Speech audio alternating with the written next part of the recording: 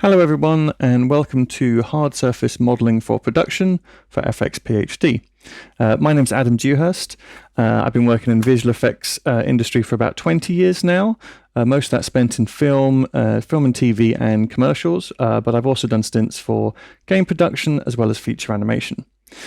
In this course, we're going to build this awesome spider mech, and we're going to build it fully ready for production. So it's going to be ready to move on to texture, rigging, posing, whatever the next step in your pipeline is.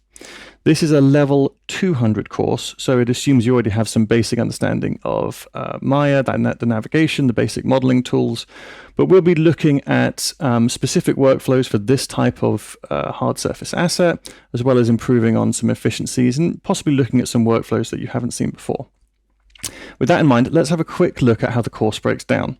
So for lesson 1, we're going to basically gather our resources, gather our concept work, look at some reference, settle that up in PureRef so we've got a nice place to refer back to, and then start looking at building some kitbash that we're going to apply to the model.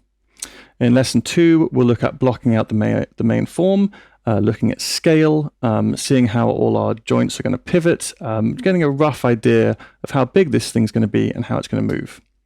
Lessons 3 and 4 are dedicated to the legs specifically. It's the most intricate part of the mech, and we're going to put some extra time in there to make sure everything moves smoothly and all fits together nicely. Lesson 5 will be the central body, before moving on to lesson 6, which is going to be focused on the gun turrets. And then in lessons 7 and 8, we're going to look at the last little details, things like the cannons, the wires, the detailing, paneling, that sort of stuff, just to give it a nice sense of scale and a nice sense of detail.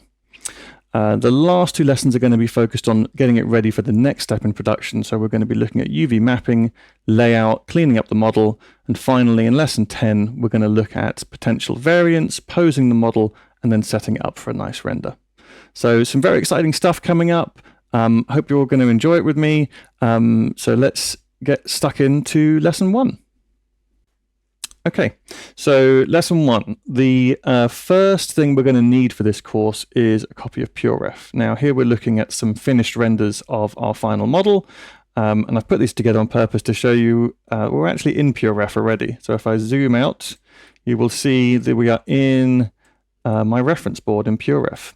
So PureRef is free to download. It's a fantastic tool for gathering all your references, and that was really me just making a cheeky point to illustrate here how so useful it is. These are 2K renders, and we can come in and zoom in, and we're not going to lose much fidelity here. So it's going to gather all our references from various different sources. I can label them, and I can sort everything so that I can very easily gather it together and have a one single point of reference. And I can come in here and I can take a really close-up view of various sources of information, whether it's other artists' concept work or whether it's real-world ref. So what I've done here is group stuff together as I need it. So some of this stuff wouldn't be here at the original start point, so I've popped these finished renders in just for the sake of having something to refer to, but in actual fact, on when we start, this obviously wouldn't be here. So I've got different sources here. Let's talk about some of the more obvious ones. So when we started planning this course, we talked about something military. So I went in and got some real-world ref. So these are obviously some tanks and stuff. Multi-terrain vehicles, in reality, mostly tank treads. One of the other things that was key to planning this course was that we wanted the vehicle to traverse different terrains, but particularly the conversation kept coming back to sort of jungle. So I've got images here of tanks abandoned in undergrowth, just to get a feeling of how it sort of sits in the landscape. And along those lines, in addition, when we're looking at some of concept work from other artists on the web and from other projects, again, you're getting that sense of how is it traversing through the jungle. That's a really important part. I mean, some of these, again, you're also getting a nice sense of scale. That's really important. So we can start to see how this stuff sits in an environment. And I think something like this one here absolutely perfect. You can see how the legs are being used to travel over different terrain.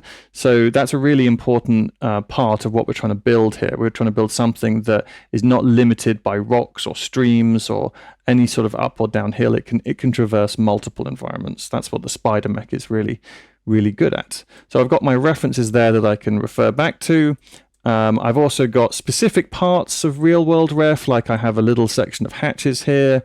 There'll be a point later in the course where we have to build some detailing, and it means I can just come to this one place and refer to the references that I've gathered here. And again, I've got another one here specifically on cannons. This one, I really like this, and you'll see we'll use a similar muzzle shape for the end of our cannon when we get to build that. The other thing I've referenced is the Tachikoma from Ghost in the Shell. So this is a mech that anytime we talk about spider mechs or multi-terrain mechs, this comes to mind. For those of you who have these characters come in, I believe in the cartoon series rather than the first film. I think that's called the Ghost in the Shell standalone complex. But the thing I love about the Tachikoma robot, aside from its personality, is the fact that they're incredibly flexible and posable, and they go super fast. They can jump through the air, climb buildings, and so I've got this in mind for the movability, how the limbs are going to move on our Spider Mech. The other thing that I particularly like about these are the fact that a lot of them have wheels for legs, and I talked about the speed a second ago. That's a real factor here, but also they can grip. It's rubber. You've got multiples there, so. I really love the idea of having wheels at the end of the feet, so it's something we kind of steal for our Spider Mech. We've also got some kit bash referenced here. I'm going to talk about that separately in a second, but I've got some stills here just to refer to. We are actually going to make our own kit bash for the course. And the other thing, the slightly controversial one that I've saved to last, is we have, as you can see, some AI concepts here as well. Now, these are made with, I think these were made with Bing, actually, which is a free AI concept tool. I know a lot of people are against AI, but I'm using it here as a source of reference. We're not going to take it wholesale. I need to generate ideas quickly. We're not selling this as the product, but I need some quick ideas, and we've quickly generated a whole load of stuff in minutes. And some of it we can eliminate, but a lot we can steal from, and we can take some of those ideas and put it back into our concepts. So, we've got some stuff in here like this sort of spider-looking mech. That's no good. I don't want our robot to look actually like a spider. It needs to look military. And I think most of the prompts for this were something like green, military, mechanoid, spider mech, something like that. Some of it's come up, as I say, very spidery. Some of it's super sci-fi. I mean, I love parts of this. The cabling here is something that I think is fantastic. This one also really like this, but obviously this is pictured as a sort of desktop, almost as a toy. For me, there was one standout, and it was this guy here. So what we're going to do now is basically take this concept, bring it into Photoshop, and start taking from real world ref, start taking from some of the other designs here, and bashing together, essentially using a sort of photo bash concept, a much more well-rounded idea of what we want to build. We are going to be keeping it relatively fluid, relatively interpretive as we go, so you can retain some creativity. But I still think it's worth starting with a concept that you can refer back to. So you've got something to ground your direction. Otherwise, you're going to spend ages trying to work out, well, how does this work? How does that work? You really need something. And with any of these, at least if I refer to it, you can see, okay, there's a joint here, there's a joint here, and it gives you something to sort of plot from. So let's dive into Photoshop and have a look at how we take some of these concepts, some of these references, and build ourselves a more centralized single concept to refer to. Okay, so here we are in Photoshop. Now this is our final concept. What I did want to add actually from what I've just said is that we're not going to go through all the different layers and photo bashing and little bits I've done in Photoshop. That's not what this course is. But if you are artistically inclined, if you are good at Photoshop, please do spend a little bit of time doing this. But it's not required. You can work from any odd concept, and again, that's where AI can come in useful if you do want to generate a quick idea to work from, or you can use someone else's artwork as long as you ask their permission. But in this case, we want to do something completely original. So I will quickly show you some parts of how this breaks down in our approach. So I'm going to turn this group off. Our original concept that we have taken is this one. You can already see mostly here, I kind of just want the legs. So if I pushed all the other layers on top, you'll see we've lost the slightly cartoony head. We've added much more of a sort of turret head, some guns. We've added twin cannons. We've added a lot of cabling. I mentioned that we just looked at that concept with cabling. Love the cabling. Now, this cabling is slightly more concept than it is reality. You'll notice in the finished ones we don't have it. The reason for that is that I'm going to pose it first, and then I might add the cabling if we're going to do some concept renders. But we have small degrees of cabling on the legs. But again, as a concept, I love this. It just seems very jerry-rigged. We've also added just a simple black silhouette for our man, just to dictate scale. So the sort of scale I'm going for here is, we looked at the real-world tank reference, is effectively that. I want something that you really have to climb to get into. I would assume this might house 2, at a very big push, 3 men inside, but I'm going to say 2 lying down. In fact, we've even gone as far as I've done a version here where I've put a guy coming out of a turret just to sort of, again, get the sense of how big this thing might be.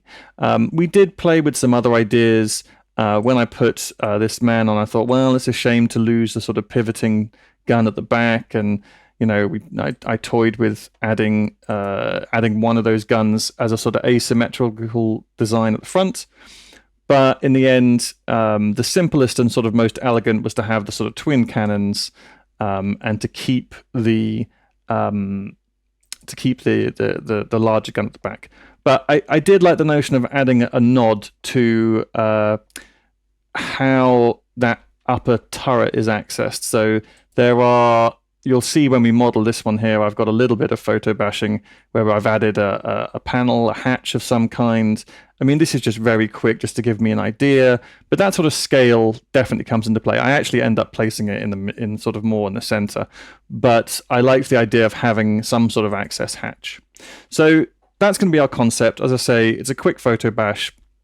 It's photo bash generally, for those that don't know, is generally just sort of, lassoing parts, popping it in. You can see some of my very poor paint over work here, but it gives me at least one finished concept. So let's look at how we're going to break this down into sections. So I've done a quick paint over here to identify some portions. So we talked about the lesson break structure.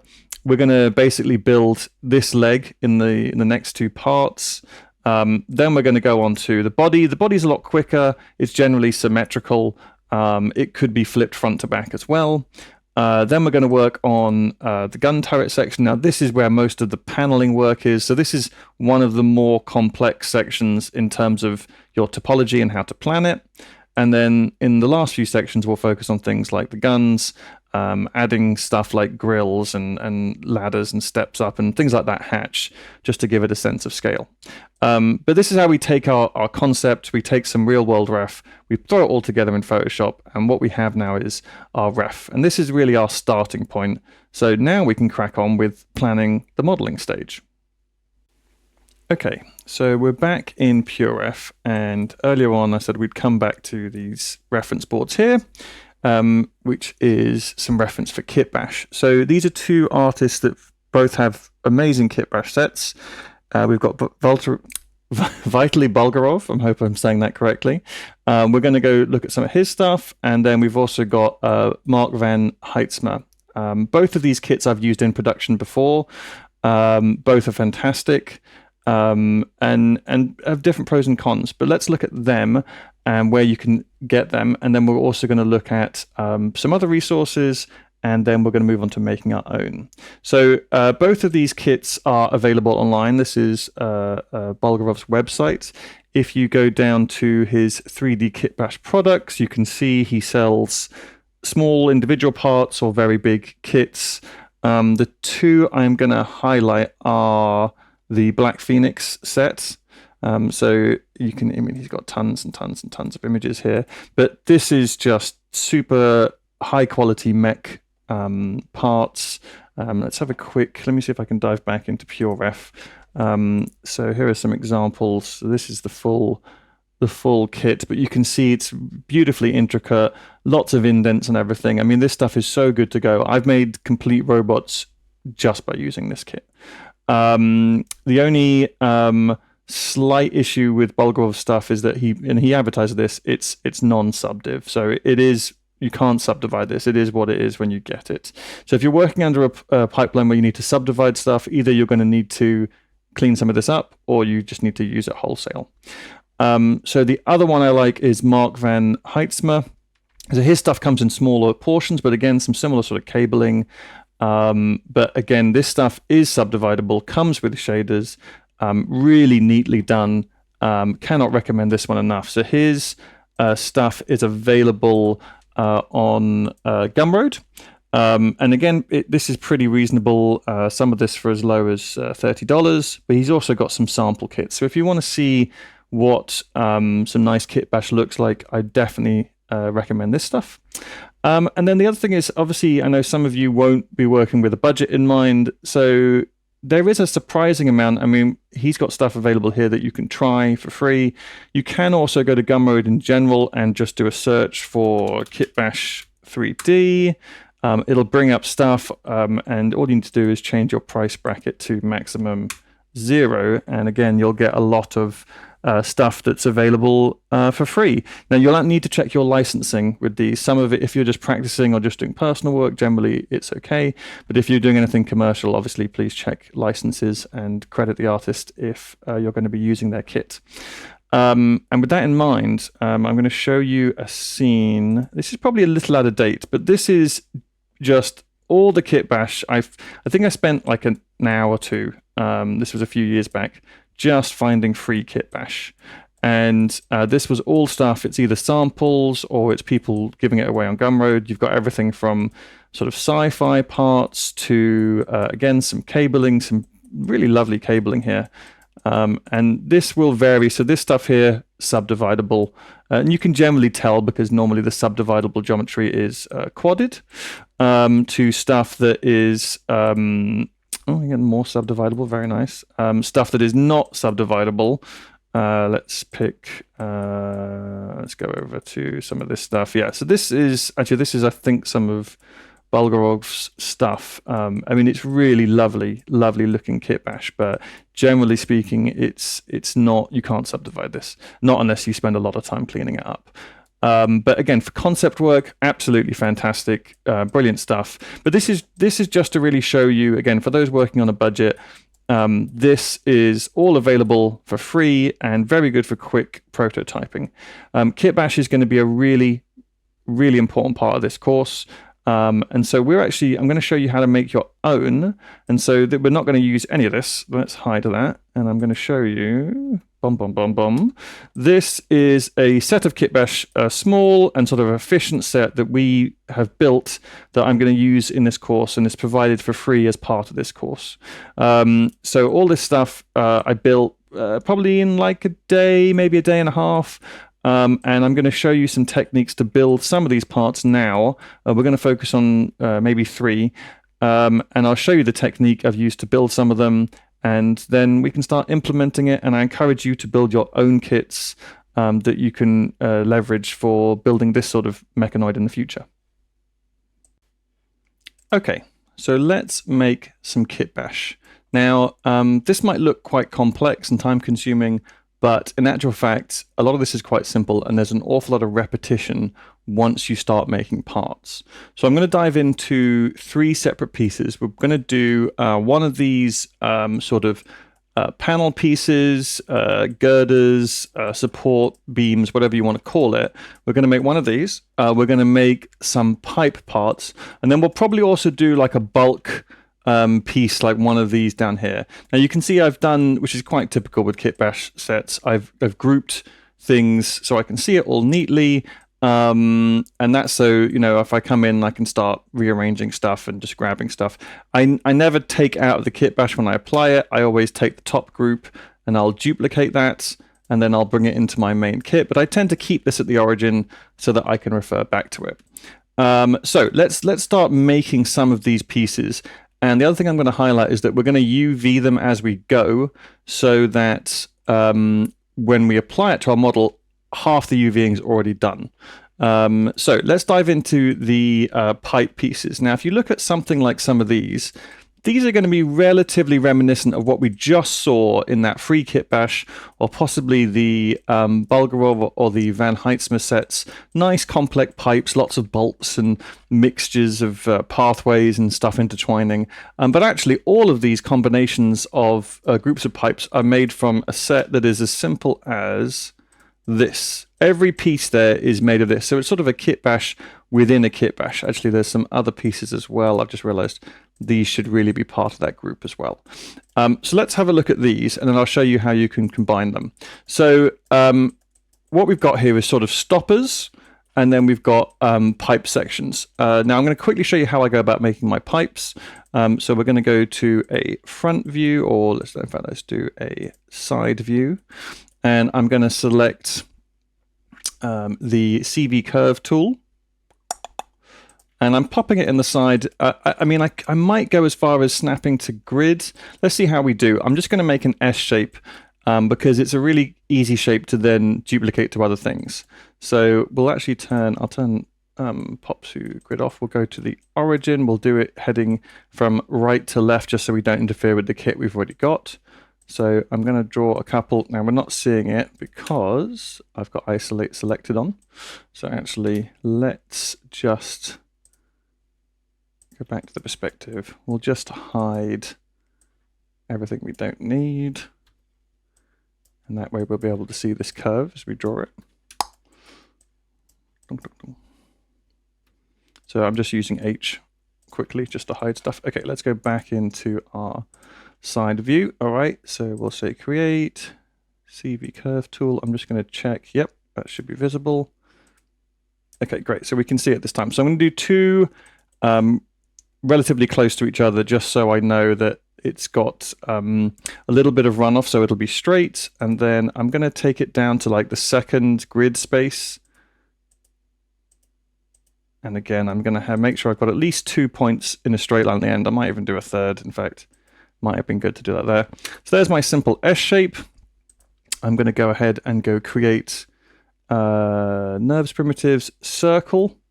Again, I'm doing this from the origin because it's just going to make it easier for myself. I'm going to rotate this in 90.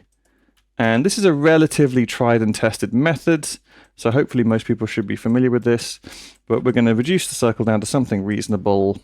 And I'm going to want to repeat this later, so I'm going to remember it. So let's say 0.15. We will select our NURBS circle, we'll select our curve, and then we're going to go to surfaces and extrude. Now, had I done this in another direction, it's actually snapped it almost perfectly, but I always turn fixed path on. Yeah, it's adjusted it just a little bit, and that means that my curve is right in the middle of my tube now. So now I've got a NURBS surface, which I do not want. But while it's in this state, I can increase, the size of my circle, and everything remains really nice and smooth. So if you're making big piping, very useful. If you're making small wires, also very useful. Let's leave it where it's at. And I'm going to go and do a convert. So we're going to go modify, convert NURBS to polygons. And I'm just going to, let's reset this. So by default, these are your default settings. I don't want to mess with any of these. I'm just going to hit control points. And what that means is that what you're kind of seeing on the topology now, where the control points are creating our NURBS surface, it's going to mirror that when it converts it to polys. So let's hit apply or tessellate. There we go. So if I was to lift this up, you can see that it's put the points at exactly the same point where the curves are, right? So it's matched it. It's a nice 8-sided shape. We're going to go into detail as we go through the course about how any cylindrical structure should always be 8 sides to start with, or multiples of that. So 8, 16, 24, But don't do 20, don't do 10. 8 is the magic number, and I will explain why. So that's nice and clean. If I was going to match this here, you can see I've got my extra bit just to make sure it all stays straight. I could potentially also extrude this out. I just want to check one thing. Yeah, at the moment, these are still, because I haven't deleted the history, these are still linked. So at this point, if you decide you want the tube to be thicker, we can still have it affect our polygonal shape as well as our NURB surface just by changing the size of our circle. Again, just for the sake of what we're doing right now, I'll leave it as is. So I'm going to say edit, delete by type history, and now if I move it off and I change the size of the circle, it shouldn't be affected. But what we can do is I can very quickly make another bit of kit. I'm going to increase this to roughly double the size, 0.3, and then I'm going to do the same again, modify, convert NURBS to polys, and now I've got a second piece of kit straight away. So this is really useful to do. And then I'm going to say edit, delete by type history. So we've made 2 bits of kit. Now I talked about reusing these and making other pieces, repetition, so we can quickly do that as well. So I can quickly put the pivot point, I can snap it to point and snap it to the other end. And then I always use the little axis down the bottom here as a guide. So we're looking to flip it in X. So edit, duplicate special, chain, make sure that's on copy, not instance. And we're going to say -1 in X. Oh, I've done that wrong. We're going to say -1 in Z. Let's try that. Actually, I'm doing it on the copy, so I want to make sure I do it on the original. Oh, there we go. Okay, so we did it that time. So now I'm going to just duplicate regularly, move that over, and again, we've already made like another piece. So let's combine those. I'm going to take the verts in the middle, and I'm going to scale them all together, and then I'm going to hit merge. And we'll just check that actually merged neatly. Yes, it did. So now I've already got another piece of cabling straight away. Just from that one thing, we've now already got 3. And you can do the same with the thick pipe if you wanted to, make another piece there. And if it's too stiff, as in terms of, that's too straight, we can always delete the central part because that gives us a much more even spread of polys. Select the loop by double clicking any 2 polygons next to each other, hit B for soft mod, and then we could just give it a bit more of a natural bend potentially. So that's quickly how we go about making our pipes. What I also often do is hit smooth, just so that even in our unsubdivided mode, it's got roughly the right silhouette. This is obviously still, even from a distance, that's going to look polygonal. So it might be worth smoothing once you're happy with it. And then we've got our pipes. Let's quickly discuss making the end pieces as well. So I'm just going to do delete by type history and get rid of our original sections. Boom. And yeah, let's go ahead and make some end caps. So we're going to make something like some of these. So they should be really simple. So let's go ahead and make an end piece. This should come in by default at 20 subdivisions around the axis. Let's switch that up to 16. The primary reason for doing this is that it just, it divides beautifully. So if you've got anything you need to work on 1/4, anything by 8 or 16, it just cuts up really well. Even if you want to go even smaller and just do 45%, it's there, right? So we won't do that this time, but that is the primary reason why we're working 8 and 16 rather than 20. I will show you what it looks like at 20. So at 20, you do have your quarters. There's a half, there's a quarter, but between that, you don't have 45, for example. So it's just, I find it's just cleaner. Right, so let's go to 16. Right, in this case, we'll make something with a little bit of grip. So I think we're going to take a couple loops here, and we'll take these faces. Let's try that again. Bom, bom, bom. Okay, and now we're going to do and extrude, but we're going to keep faces together off, and we'll just scale that in. You can, at this point, also scale it whatever way you want, so we'll do it this way. And then we're going to scale that out to make some grip. And I'm going to do it one more time as well, just so it hardens that at the edge.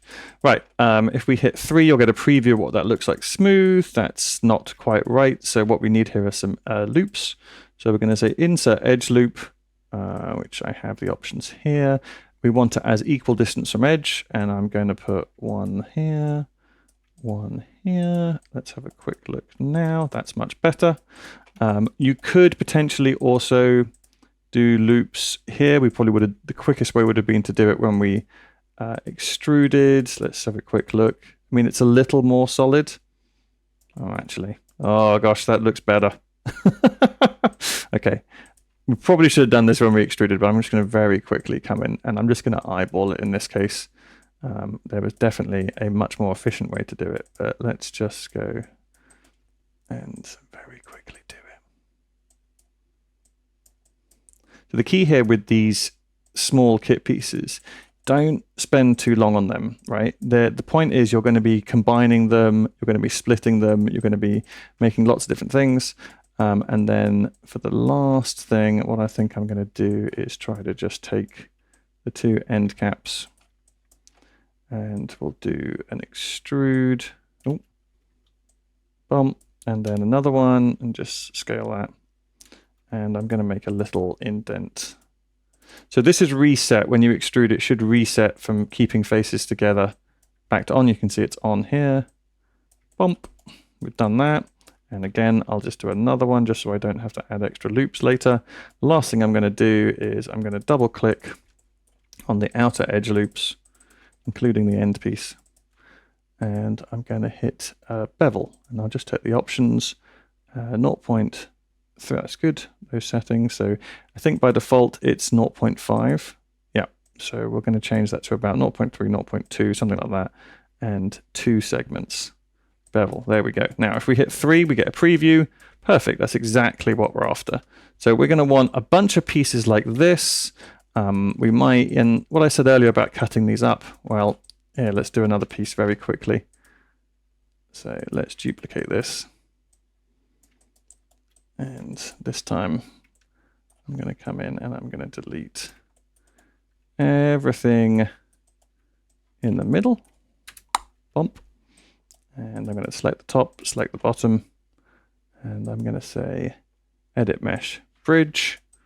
And then we will do another piece here where we're just making this look like a similar piece, but slightly different. And now I'm going to bevel these edges.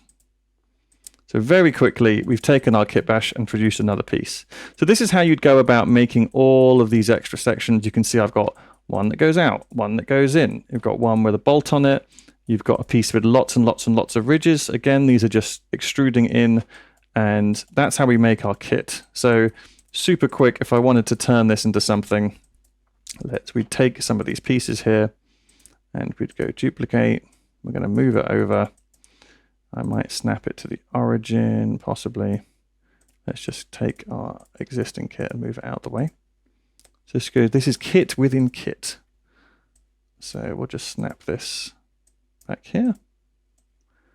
And we'll rotate these to 90 degrees. Minus 90. And we can very quickly, let's get this snap to point. Oh, make sure snap to grid's off. Okay, let's bring this over. And we'll do this one too. Oh. Okay, and I'm going to scale this down. I might make it more squat so that it fits on like a sort of end piece here. I could make it thicker. Don't know, whatever works, basically. That looks interesting. So now we can take this and I can duplicate that. Bum, bum, bum, bum, bum.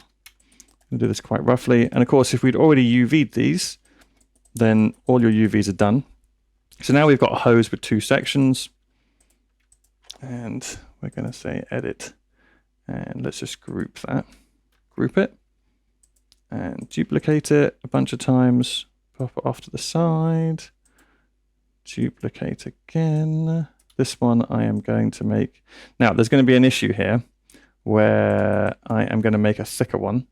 So I'm going to do this. Here we go. I'm going to match our X and Y scale. So let's say 1.5. All right. Now, it's made a much droopier pipe that sort of slightly ruined our lovely flow here. So I'm going to take, let's not use that piece. What we're going to do is duplicate a pipe.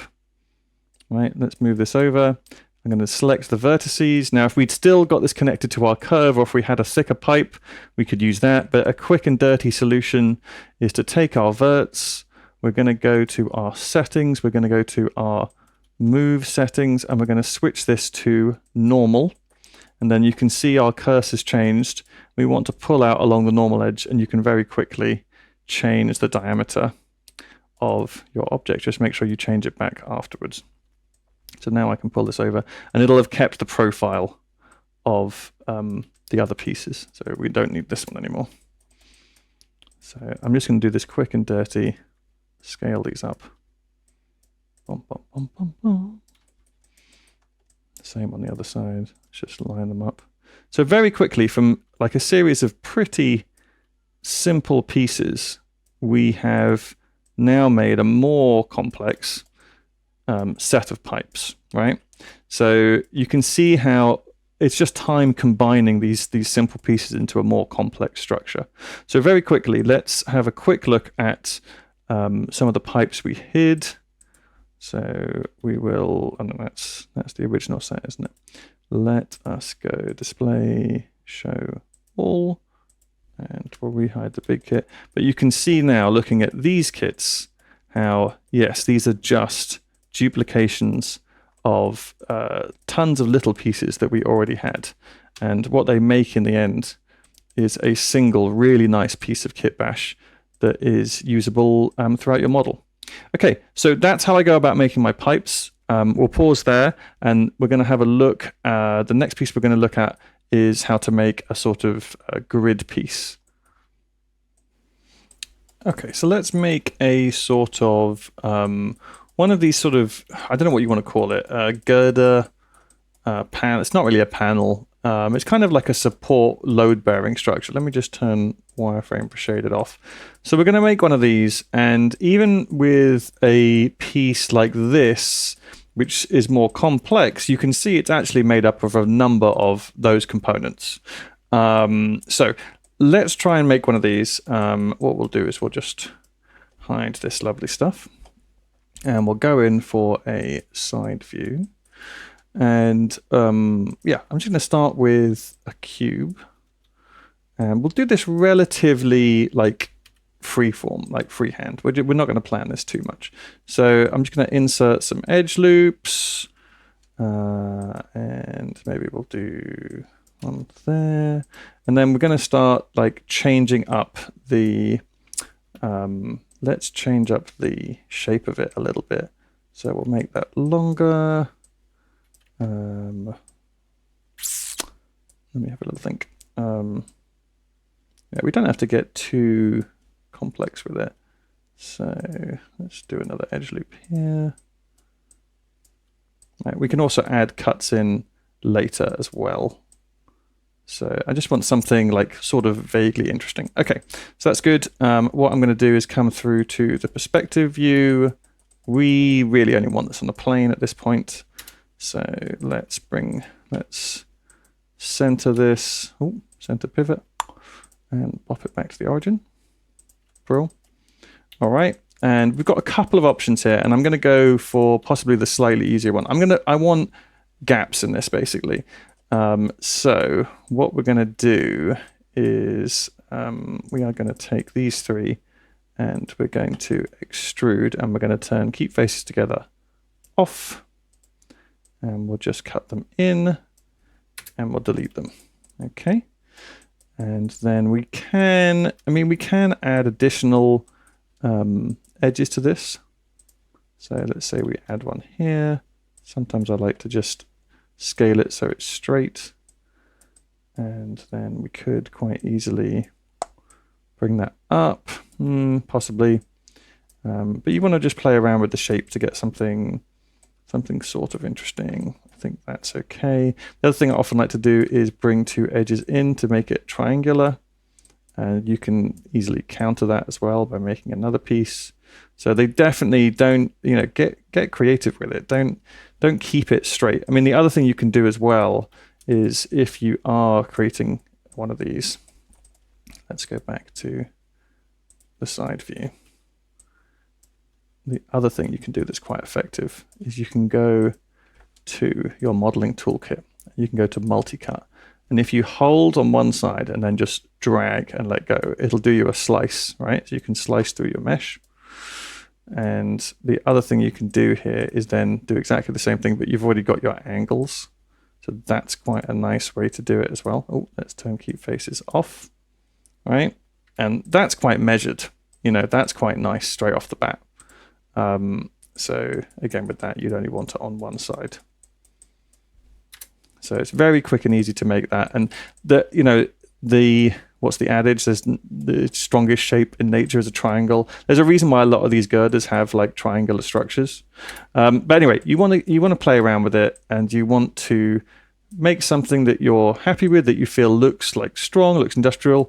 Again, this is why reference is king. You want to have some references to refer back to. I'm doing this relatively freehand right now. Okay, and then when you're good with whatever shape you've made, you can give it some thickness. All right, I'm going to just reverse the direction on that. So mesh display reverse, so it's correct. And then I often pull it back over to one side. The reason is I might make a second side in a minute. We will see. So what I'm going to do now is go in and basically I've got a choice here between how to bevel it, right? I can either go in and I can literally select anything that I think I'm going to bevel, and I can say bevel. And I'm going with the settings that we already established, about a fraction of about 0.2, 2 segments, seems about right. But you are going to have to come in and do, I'm not a huge fan of this setup, but I mean, yeah, look what it's doing. So you can do that, but you'd have to go around the whole model. The other option is that you can just very easily come in and do it freehand. So insert edge loop. Remember, this should be set to equal distance from edge. Perfect. And then you can just come in and just do it freehand effectively, which will work as well. We're going to use the beveling method for a different piece in a minute. The other thing about this is that if it's not too tight, you'll get a little bit of a soft edge, which is good. So that's kind of what we want. I'm going to do a couple there. So the only trouble with this method is that it's a little bit time consuming. And this is also why you want to have all your cuts done first. So if you've got any holes in here or indents, you kind of want to have them done first.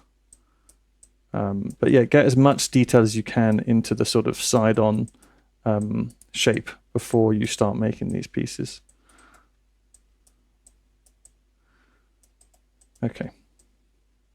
I think that should be everything. Oh, no, I haven't done this corner.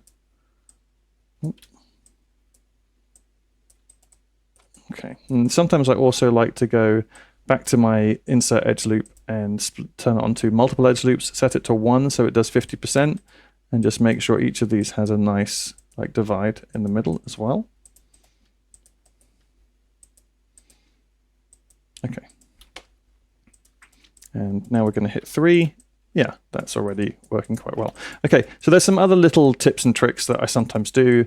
Like, I quite like these having a little bit of an indent. So sometimes I will, let's see, do it from here. I will take, if I've added these two edges on either side, which effectively was giving me my slightly harder edge, what you can also do though, is indent from that point. So I'm going to say this. And I'm going to extrude inwards just a little. Let's try that thickness. Yeah, there we go. Okay, and I prefer extruding with thickness because it gives it a more even extrusion rather than doing what's the other one? The other one would be the local translate. Yeah. So let's say about there, perfect. And then I can come in and do the same again, but this time we're going to give slightly smaller edges to this whole thing. Okay, so now we've got a nice little indent there. Donk. So again, just makes it look just like those sort of indents and cuts, gives it a little more of an industrial look. So the other thing we could do as well is we could potentially, so we could keep this piece, right? We can duplicate this and push it off to one side, but there's no reason why we can't take this further and start making more pieces based off of what we've already got. And that's really the key to this whole methodology, right? Is effectively making more and more pieces of what you've already got existing. All right, so this is a little messy. Let me try it a different way. There we go. Right, what I'm going to do here is I'm going to make 2 points to extrude to the middle. So I'm trying to make a series of 4 polygons that I can extrude inward. So I want them to be relatively even in size. So basically I'm looking at these 4 and these 4. So I'm going to take, I'll do these one at a time. I'm going to take this, I'm going to hit extrude, and then I'm just going to scale that in. The last thing I'm going to do is hit this, I forget what this, oh, circularize, there you go. Right, I'm going to hit circularize. Now sometimes circularize doesn't do a superbly clean job, so you might have to dial up the twist on here just to make it a little straighter. And I'm going to make that about that big. Then I'm going to do the same here. I'm going to hit extrude for scale that down, and then do circularize. Again, rotate the twist. Perfect. And again, you can clean up these edges if you want. Like, there's no reason why I couldn't come in and do something like that if I really wanted to. And then I'm going to select those points, and I will extrude once. And then I'm going to extrude again. And on the second one, I'm going to hit an absolute, are we in Z? No, we're going to hit an absolute X. There we go. And I'm just going to delete those faces. Right.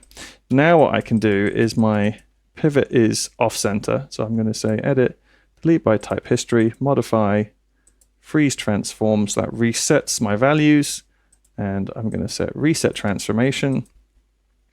And then we'll duplicate special. Should be -X, it is. Take the 2, combine, and merge the verts. Now you can do as many of those, I could have done 4, 5, 6, whatever, but very quickly I've now got this sort of support structure with a little bit of detail. If I'd cut more holes in this, I'd have even more detail that I can use somewhere in my model. It's fully subdividable and ready to go. So now I've got 2 pieces. So let's go back to the rest of the kit bash. So let's do display, show all. So we'll just move these off to one side so we can compare them with some other sections that we've made. So this method is 100% how this piece was made. Right? There's one that's come along further. So with this one, similar thing, there's some indents. I've put in a little indent on the outside as well. It's also, this piece was made also the same way. This technically started as just like this top section. It was just one. Then I pushed the middle faces in, and I believe, yeah, I flipped it 90 degrees. And so then I've got another section, and then I flipped the whole thing again to make a sort of U shape. So it would effectively be doing something along the lines of making a piece, turning it like that, welding those 2 together, and then doing it all over again. So it would be something like if you had that. So let's just combine. I'm not gonna do it neatly, but this would be. It would be using that sort of workflow. Now that's a lovely complex looking piece, right? That could be great just to sort of some sort of mesh structure to have in there. Now, of course, obviously, if I'd done it properly, this would have all been welded together. But that is the logic behind it. So make simple pieces, duplicate them, and then continue to make other pieces. That's kind of how it works. Okay, so let's get rid of that. All right, on to our last section, our last piece of Kitbash, which is going to be one of, I'm going to try and show you some of sort of one of these pieces. Okay. All right, let's have a look. I think we're going to make, well, this one's quite complex, but we'll do something along these lines. So let's just move this guy out and I'll hide everything else. Bum, bum, bum, bum, bum. Let's turn snap to point off. So you can hopefully begin to see how a lot of these pieces are, in fact, actually, I've done that prematurely, really, because you can see this piece went on to do any number of other sections. Okay, so firstly, this piece is made in a half, and it was mostly made, for the most of the time, and actually in a quarter. And then it went on to become a double-sided shape, and then a longer version of the same thing. So again, that reuse and repurpose in different ways is, I mean, we could even go ahead now and make a brand new piece, and we could duplicate that. Let's just freeze its transformations. We could duplicate it in Y, but also let's leave X on. And if we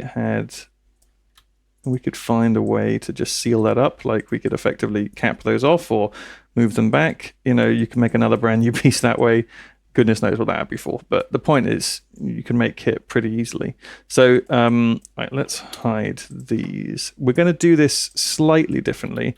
So the tubes, we were keeping it as simple as possible, kit within kit. For the girders, we were using single-sided geometry, making all our cuts and then extruding. For this one, we're effectively going to do very low poly box modeling. Okay, so first thing I'm going to do is set my center line, take the points, snap them to the middle, delete that face. Okay, and then we are going to go in and we're going to go and start making our sections. So what I might do here is, I think I'm going to extrude this out one, turn snap to grid off. A little cheat here. And the key for this particular method is to keep it as absolutely low poly as possible. All right, so I'm just going to snap these. Dunk, dunk, dunk, dunk, dunk. And merge that up. Edit, mesh, merge. And the reason I'm going to keep it low is because I am going to want to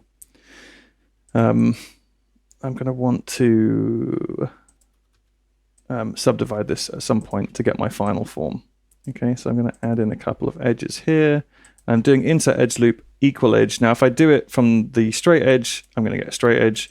If I do it near this edge, I'm going to get a diagonal. I want the straight edge, so I'm just going to do it there and move it. And if I was to put in two very quick loops here and here, we'll get a quick preview. So what I want is a nice bend. So that's going to give me that in my low poly. And then I am going to go get a cylinder. I'm going to turn that 90 degrees, take it right down to the lowest I would set it, which is about 8. And then I am going to roughly bring that up to where I want it. Bum, bum, bum, bum, bum. And now I'm going to snap my points. So I'm going to snap these points to this edge, these points to this edge. Let's bring that up a little more. Let's bring that up. Okay. In fact, let's try and get this point here to line up with that. That seems about right to me. Perfect. Because we've been scaling it, we're going to have to re-snap. That's fine. Snap to point. So instead of trying to extrude out, I'm just going to basically just snap objects together. So we'll take these off. And again, keeping it as low as possible. So this I want to be roughly there.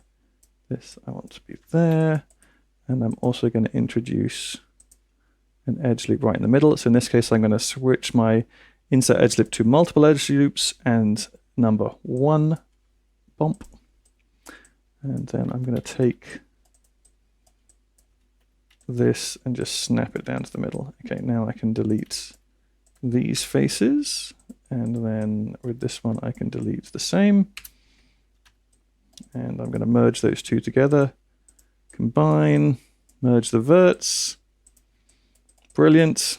Now I can take these faces and I'm going to extrude those out. Oh, turn snap to point off. And then again, I'll hit the scale widget to get the central global scale, scale them in, brill, that's working. And then we can look at doing some other stuff, like we can start to say, okay, do I want a chamfered edge on here? So I can take these edges and say bevel. We'll take the bevel option box. And in this case, we want one segment. So we'll hit bevel. Now you do get this little option box. So I can slide the fraction, but maybe I want something like that. Yep, that's going to look nice. I like to clean up as I go. So as this has done this, I don't care so much about the triangle, but I do not want n-gons. So it's introduced n-gons here. So I'm going to open up my toolkit and I'm going to go to multi-cut. And I'm just going to cut right through to turn that back to quads. Okay, I'm wary we're coming up to the hour. So I'm going to do a couple of quick things before we bevel it. And then, so again, I'm going to scale these points in. And extrude in again. Again, I'm going to hit scale. So this sort of angled design is lovely for sort of modern hard surface stuff, I think, personally. If I smooth it, this is obviously not quite there just yet. But you could come in, you could chamfer any number of these additional edges if you wanted to. You can also do things like, I quite like having circular indents in my models, my hard surface models. Might be where screws go, for example. So I'm going to take like these edges, yeah, and I'm going to hit extrude again, hit the scale button, and then I'm going to run circularize. Now the only issue with this is that it's hard to do multiples at once, right? So I could clean up this one on the bottom so it looks about right, but the one on the top's off. So just be wary using that tool because it is a bit finicky, if that's even a real world word. So I'm just gonna have to do this one a bit manually. But yeah, once you're done, it creates a nice effect. Okay, so I won't go in much more than this because I'm aware that we're relatively low on time. But the point is you keep it as low poly as you possibly can, all right? Because you're going to keep cutting into it, you know, and as long as it's low poly, that's going to be really easy to do. Like we could add another cylinder in the middle here super easily by keeping it as low as 8 sides, and then you're just going to snap exactly what we've just done. Snap your points. Let's turn wireframe on shaded on. All you would have to do to make this work is to add, you know, an edge here, right? You could even just delete these. Boom, boom, boom. Delete the underside, which you don't need. Merge these together. Combine. And then we can say all of these edges here, all of these edges, and we could do mesh and bridge. The point is, you keep it low, you keep it manageable. If you start subdividing early, it's going to become way too complex for you to work on, all right, really quickly. Now, this is the last step we're going to do here before looking back at the kit bash we've created. But in this case, let's try and use the bevel feature. So I'm literally going to try and select every edge that I want to bevel. Now, if this was symmetrical, you could also save yourself time by, again, cutting it down to as little as possible, because it's just going to save you from having to select edges more than once. Now, I find with the bevel tool, it does produce errors, all right? It's going to happen. So you might have to do, or you will have to do, a certain amount of cleanup. Something like this in the middle, don't have to run with everything else. We can run that independently because it's not connected to everything else. Anything else that might connect, I'm going to try and connect. I'm going to try and bevel in the same movement. All right, so I'm doing this one here, just a small note, because I want that to retain a sharp edge. And equally, that's why I'm also doing it there. Actually, that one doesn't need to be done. So I think that's everything. Let's see what happens when I hit bevel.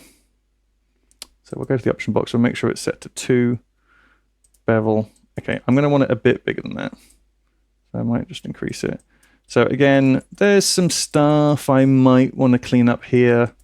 We'll hit 3 to see how it looks. Yeah, like I actually should have done something here as well, but that's not the worst. I can literally come in and just add edges either side of that manually. That doesn't hugely affect everything else, although the triangle's a little hard to cut, but for that I might just come in and manually do that one.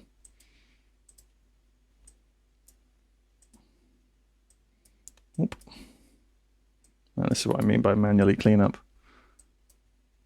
Come on, there we go. So, edit mesh, insert edge loop, let's do, there we go. Okay, so that's going to give me that harder edge, which I want. Take another look at it. Okay, so let's turn wireframe unshaded off. Yeah, it's giving me, that's working quite nicely. This could have been a bit better.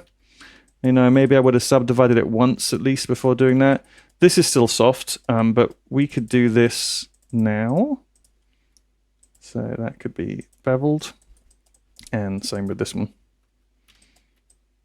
Okay, so if that was what we were making, maybe we'd be happy with that. What we're going to do now is just duplicate. Oh, God. Let's go duplicate special, and we're going to say just -1 in X. Merge those together, combine. Edit mesh. Now this is obviously a much more simplified version. I look at the kit bash that we provided with it. Look at the sort of indents, look online, look at, like, I've got my PureRef. I refer back to other people's work all the time to see if it's any good. Not to see if it's good, that sounds so arrogant. No, to see what sort of things they've done. And then there we go. There's our kit bash. Now actually, I've now realized I shouldn't have done this one because I wanted that edge to be smooth actually.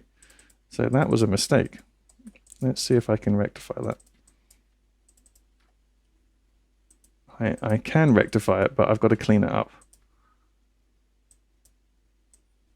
So there we go. I beveled one too many edges there. Let's just have a quick look at what that does. Yeah, because I want that smooth. Let's do a quick fix on this side as well. We are definitely over the hour mark, so I'm sorry guys. The first lesson is a long one, but the preparation is super important. Now, if you wanted to keep this silhouette, the other thing you might want to do is just run one smooth on it. And there we go. We've got a really nice detailed piece of kit bash. And as with before, we are going to be able to make multiple additional bits of kit bash off this one piece. I mean, I'm just going to do one super quick. Let's take these edges and just make sure they are straight. And I'll set my pivot point to be one of those edges, and then we are going to duplicate special in -Y to flip it, and straight away look, an extra piece. Edit mesh, merge. There we go. So now again, as with every piece we've made so far, you make one piece, then you can make multiples. And it works beautifully well. And now we have a whole load of sort of mechanical looking parts. So that is how that works. And if you can see pieces like this, you can see there's much more in the way of chamfering and little indents and all kinds of things. But it's all effectively based off that same single technique. So give that a go. I would encourage everyone to spend, like, before they begin building their mech, to spend a day building some pieces, maybe even a couple of days. You can use all the pieces provided here. but equally make your own, because it's once you have done, there's something about finishing a model and saying, well, I didn't use other people's parts, I just made it all myself. So it's quite satisfying, I would say. So yeah, give it a go. Right, that is going to conclude a very long first lesson. You should now, once you complete this part, you should have your reference set up in PureRef, you should have all your kit bash built, you should have references to look at, and ideally you have a concept, whether you've used someone else's, whether you've created your own, or used something quick in AI, you should have something to work to, which means that lesson 2 is going to begin, and what we're going to do there is bring in our reference, line it up, and start blocking out the scale. So I will see you there.